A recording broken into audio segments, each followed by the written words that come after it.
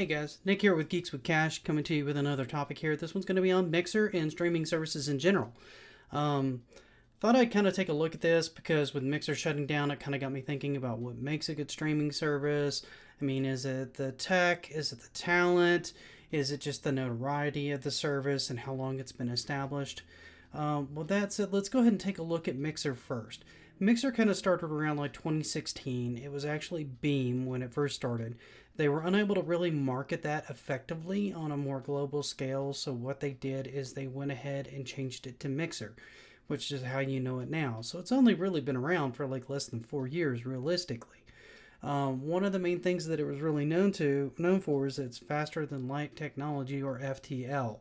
Essentially, what that did is that gave you a much faster response between the Twitch streamer and the actual person watching the stream, so that you guys have more of a one-to-one thing. That way, you didn't have as long a delay as you have on Twitch, which is slightly less than what you have on YouTube. But basically, what happened is they kind of had a really high floor as far as how you could kind of monetize yourself. Um, they really had trouble kind of gaining an audience just because they didn't really have enough people on it. And it was hard for people to kind of make a go of it. So more people streamed on Twitch and YouTube than they did on Mixer just because of that ceiling. Now, also with that, they also had a really late start to the market too. I mean, they started as late as 2016. So they had a huge amount of ground to cover to make up for things like Twitch, YouTube, other streaming services like that. So what they did is they were pretty aggressive with it, right?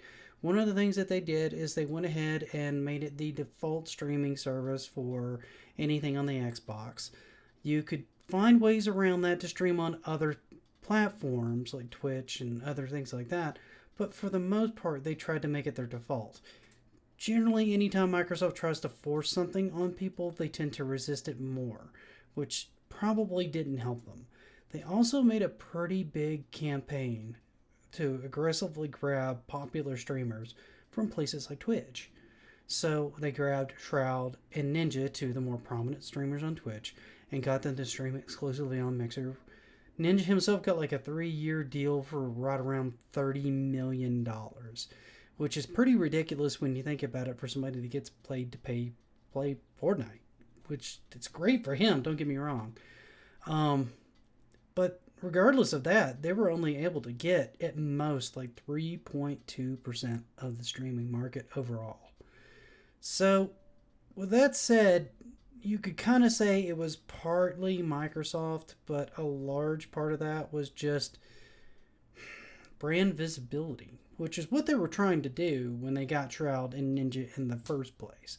They were trying to get more brand visibility and try to bring people to the platform. Well, that didn't really work.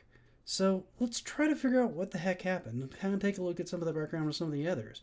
YouTube started out its streaming service right around 2008. It was one of the first ones to the market, one of the first ones bringing people together.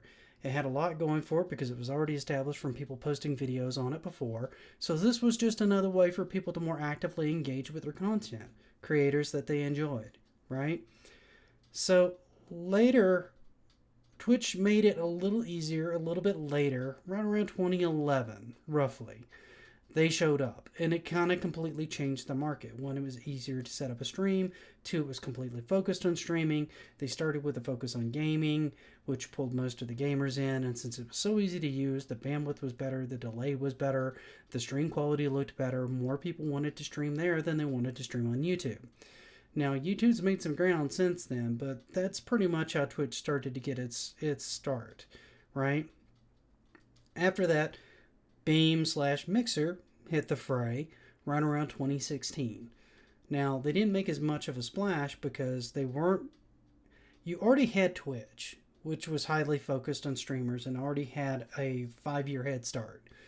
And then you had YouTube, which had an even bigger start than Twitch and didn't have quite the same following, but was already established with people, with content creators and people already making content for people on the internet. So it had a lot of ground it had to make up, which it was struggling to do during the whole time, right? And even after Mixer, Facebook came into play. they didn't even start until 2018. Now, the advantage that Facebook had over the others is Facebook already has most people subscribed to Facebook. So it's pretty easy for you to make a handle and immediately go live. You can contact your existing friends, so you already kind of have a bit of an established base, right? So between those three having those advantages, Mixer was at a massive disadvantage. Coupled with the fact that basically what happened was they could not invest enough in the infrastructure to kind of build up the infrastructure enough. So they lacked the infrastructure to be able to maintain what they had. They had a high floor ceiling as far as people being able to monetize compared to Twitch and even YouTube. And YouTube's severe compared to Twitch before you can even monetize yourself. And then they also didn't have the advantage of Facebook, which is everybody freaking uses Facebook. So being able to promote streams in your news is just automatically there. So it's very easy for them to promote their people. So Mixer had all these disadvantages going in. That's why they were buying these streamers, is to try to get the name out there more and more. Well, it kind of didn't work. And it brings up kind of a pointed question of, now Facebook wants to offer about $90 million to Ninja. Well, okay, he denies they have, but it makes sense that they would probably offer him some sum to stay on their gaming service to try to promote it even more than they're doing themselves. Or does it? Really? Think about it for a minute.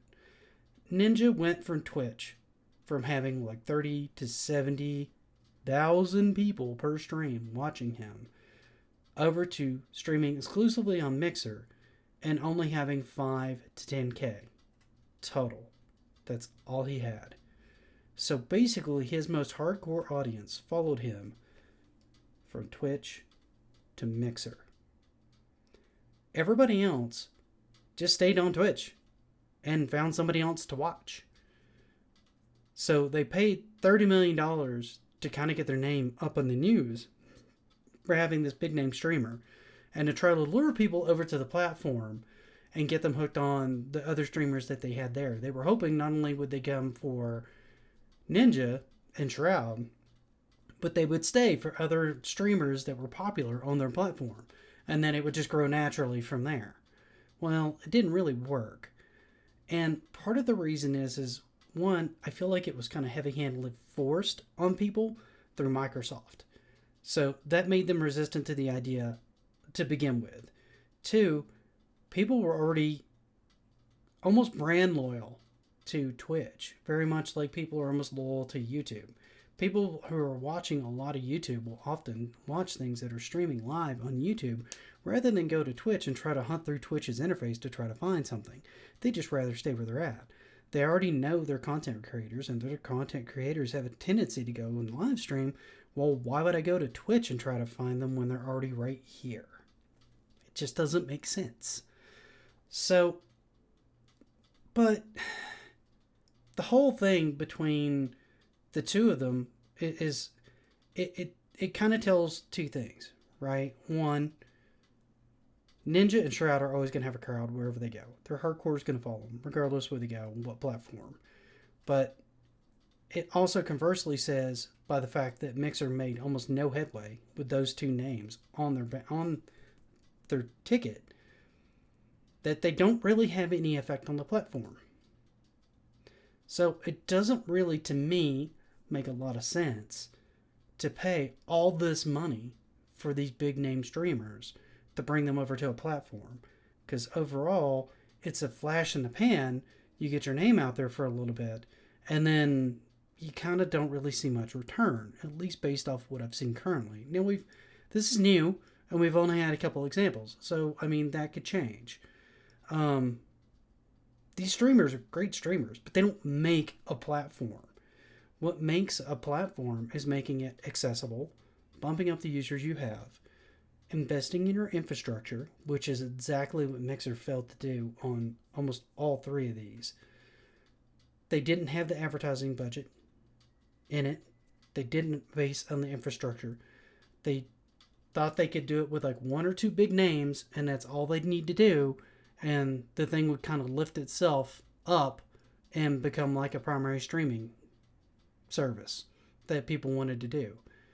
But the problem is the people are kind of loyal to the streaming services they're on because that's what they're used to. They know how to navigate it. They have multiple people they like to follow, and the people that like to follow Ninja also like to follow like a dozen other people on Twitch. So if Ninja isn't there in streaming, they're just going to look at one of the other streamers that they like, unless his most hardcore people move over to Mixer. And then it really doesn't matter where he streams, they're always going to be there, right? So you can't base a platform off a core of like 5 to 10,000 people. You have to build something that brings something new to the table.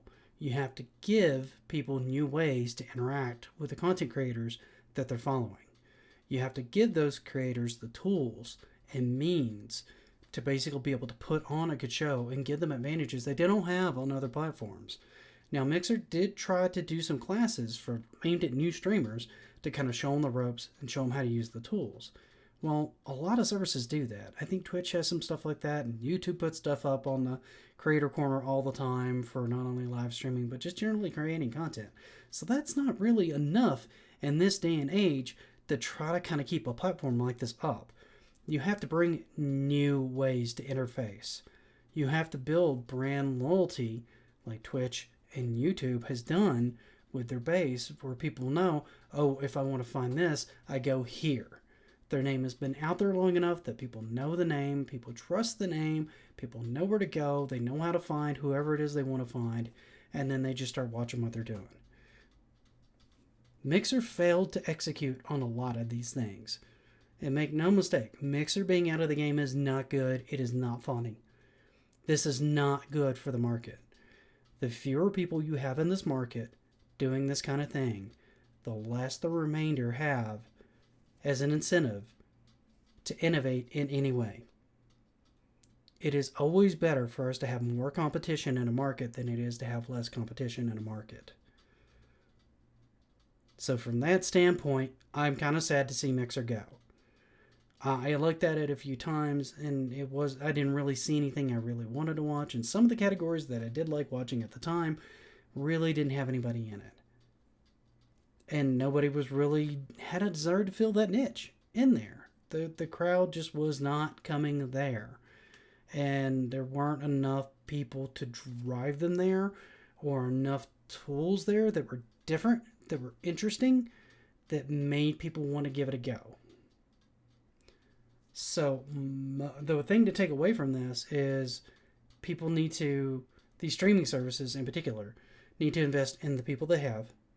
They need to invest in their infrastructure, and they need to be constantly innovating new ways for not only the consumer to find the content and the streamers that they want, but they also need to give the content creators the tools that they need to be able to do something new and fun that's going to bring streamers.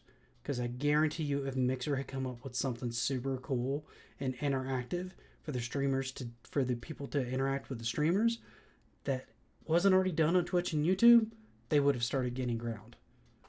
But since they failed to innovate and they failed to keep up, they failed entirely. Ninja and Shroud were never going to save that service at this rate. But now they're free of that contract, so they can take another contract either with Facebook or go back to Twitch. I haven't heard anything about Twitch offering them big number deals to basically come back. So it's up to them where they want to go now. Best of luck to them. The people I feel the worst for are the people that had just gotten monetized and had spent all that time building an audience on Mixer, or the people that had been established since it was called Beam and had worked their butt off to get there. Streaming is a unique environment. It's much different than YouTube. YouTube, you build a community, but you don't always directly interact with your community. You make something, you put it out, like I'm doing with this, and you hope somebody watches it and enjoys it and gives it a like, or even comments and says, hey, I love this, or oh, you missed this, and I don't like this. Either one of those is great, because it gives you some interactivity, but it's minimal interactivity. Now, when you're doing YouTube Live, or you're doing Twitch, you have people that are there directly talking to you, and it becomes more like friends or extended family than it does just putting out content.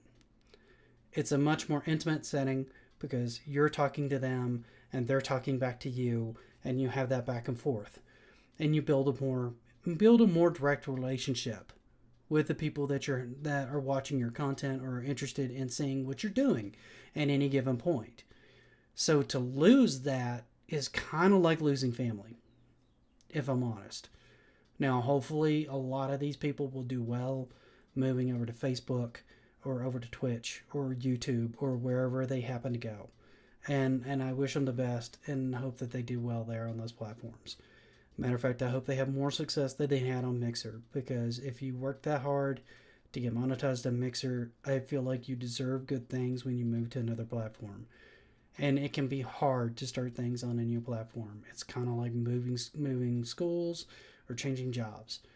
You have to start all over again. The players aren't the same. The area is not the same. Everything feels different, and it's a challenge. It's not one that I think a lot of streamers have had to face, because we've not had a lot of instances like this where these kinds of services have gone down and they've had to move somewhere else and reestablish. So it's not like a regular job where you might leave this job and pick up another job, and then you just have to kind of make new friends and make new contacts and figure out your job again. A lot of these people, this is what they've done. This is how they made their living. Some of them maybe worked in corporate or on various different jobs and had a few jobs. Some of them, honestly, much like YouTubers, they kind of grew up in this kind of ecosystem, and this became their job. And they've never really had a lot of jobs outside of this to fall back on, and they've never had those experiences. So all I can say is, from someone who's had multiple jobs, regular jobs, and does this more as a hobby, is to pick one that you think is going to fit you the best. Go in with a positive attitude and just start building your audience. If you're connected on Twitter with these people, let them know where you're at. Let them know in your Facebook or whatever groupings or Discord or whatever you have set up to communicate with your people, and let them know you've not forgotten about your fan base at all, and that you would love to see them and you're here. And best of luck to you wherever you go. It's kind of a bummer, and I hate it for those people. But I think it could have been avoided if Microsoft had had more foresight and had positioned themselves better in the market and had really actually thought about investing in it and investing in their people, not just trying to buy a couple of big names and fix it and thinking it's like sports teams where you buy one player and he changes the whole thing. That's not how these things work. These are communities, these aren't teams. And you have to treat them as such, and you have to nurture them as such. And that's how these things should work. But that's all I have to say on it.